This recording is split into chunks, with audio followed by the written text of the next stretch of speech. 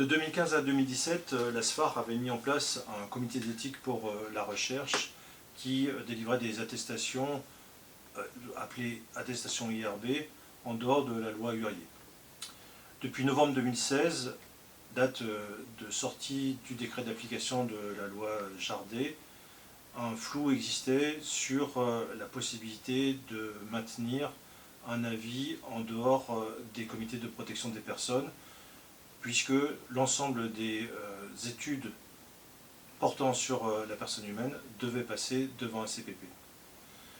Les décrets rectificatifs publiés le 9 mai 2017 ont permis de préciser les études qui relevaient d'un CPP ou qui ne relevaient pas d'un CPP. Actuellement, il est clair que tout ce qui est interventionnel portant sur le médicament ou des techniques d'investigation relève d'un CPP, comme précédemment. Ce sont les catégories 1 de la loi Jardet. Des études avec faible risque correspondent à la catégorie 2 et des études observationnelles prospectives à la catégorie 3. Il ne reste donc la possibilité d'émettre un avis éthique en dehors des CPP que sur des études purement rétrospectives portant sur des données acquises lors des soins standards, sur des études portant sur des évaluations de satisfaction, soit des patients, soit des professionnels, ou d'évaluation des pratiques ou d'actions pédagogiques dans le domaine de la santé.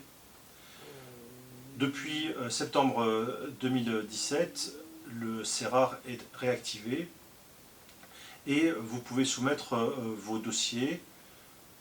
La soumission vous permettra de définir si votre étude relève du CERAR ou relève d'un CPP.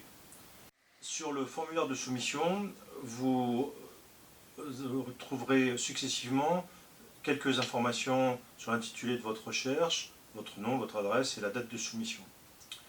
Ensuite, vous vérifierez grâce à une checklist qu'il ne s'agit pas d'une étude interventionnelle selon la loi et que votre étude ne porte pas sur des collections biologiques. Nous avons ensuite mis en place un système de checklist pour vérifier que votre étude n'est pas une fausse étude rétrospective et qu'il ne s'agit pas d'une catégorie 3 de loi Jardet qui nécessiterait un avis CPP avant de débuter votre investigation. Donc, vous trouverez successivement 8 questions, pardon. Vous trouvez successivement 8 questions. La réponse oui à une des questions nécessite le passage devant un CPP et n'autorisera pas une attestation IRB de la part du CERAR. Par exemple, votre étude prévoit un recueil de produits sanguins ou biologiques supplémentaires par rapport aux soins. Il s'agit d'une étude relevant d'une catégorie 3. Votre étude nécessite des questionnaires auprès des patients ou des films vidéo ou des photos ou des enregistrements sonores de patients. Elle relève d'une catégorie 3 de la loi Jardet et doit passer devant un CPP. Ainsi, à la fin de la soumission de votre étude, vous aurez la certitude que celle-ci relève bien d'une attestation hors loi Jardet ou au contraire si vous devez la faire passer devant un CPP. Enfin, nous vous invitons à rentrer un résumé de votre étude relativement court, 500 mots peuvent suffire pour expliquer votre étude. Il n'y a pas besoin de demander des autorisations auprès des patients ou des personnes auxquelles vous ferez l'étude. Il suffit de demander une non-opposition pour le recueil des données de votre étude qui est purement observationnelle ou rétrospective.